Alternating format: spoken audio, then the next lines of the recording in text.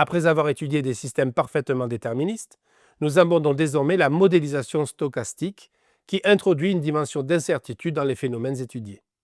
L'enjeu n'est plus seulement de prédire un comportement unique et prévisible, mais de comprendre et anticiper les effets du hasard dans des systèmes complexes. Un modèle stochastique repose sur l'idée qu'une certaine variable ne peuvent pas être connues avec certitude. Elles sont influencées par des facteurs aléatoires, imprévisibles ou fluctuants. Pourtant, cela ne signifie pas qu'il est impossible de modéliser un tel système.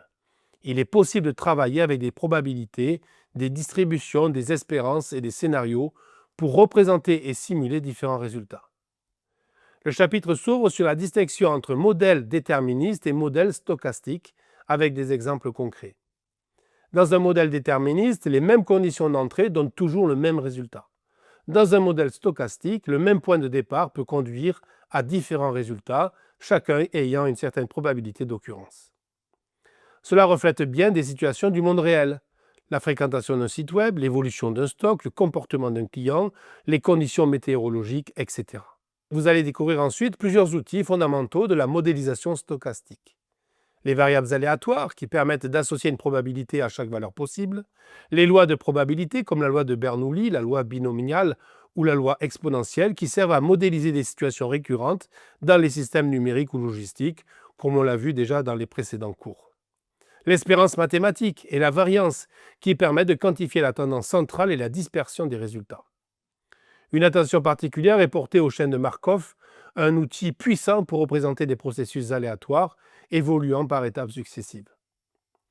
Ces chaînes permettent de modéliser la navigation d'un utilisateur entre plusieurs pages d'un site, les transitions d'un système entre différents états, le comportement d'un client fidèle ou occasionnel.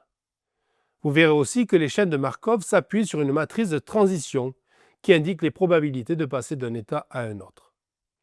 En itérant cette matrice, on peut prévoir l'évolution du système à moyen ou long terme, même si chaque étape individuelle reste aléatoire. Le chapitre aborde aussi la simulation de scénarios à l'aide de la méthode Monte-Carlo.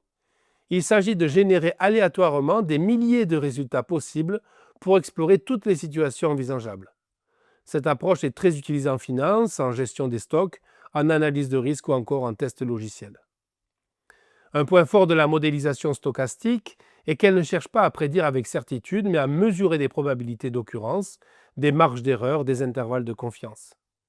Cela permet de prendre des décisions éclairées dans des contextes incertains, d'évaluer les risques ou de sélectionner la stratégie la plus robuste face aux aléas. En conclusion, ce chapitre vous apprend à raisonner avec l'incertitude, non pas comme une contrainte insurmontable, mais comme une composante naturelle des systèmes modernes.